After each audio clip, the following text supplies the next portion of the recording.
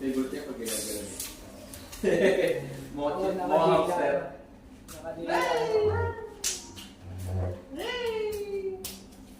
Nag-iisa ko pala maliit sa taas.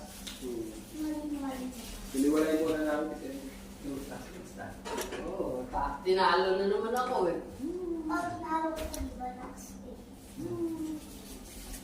Nililis yung mga puti ninyo. Wala para hindi mo maiit.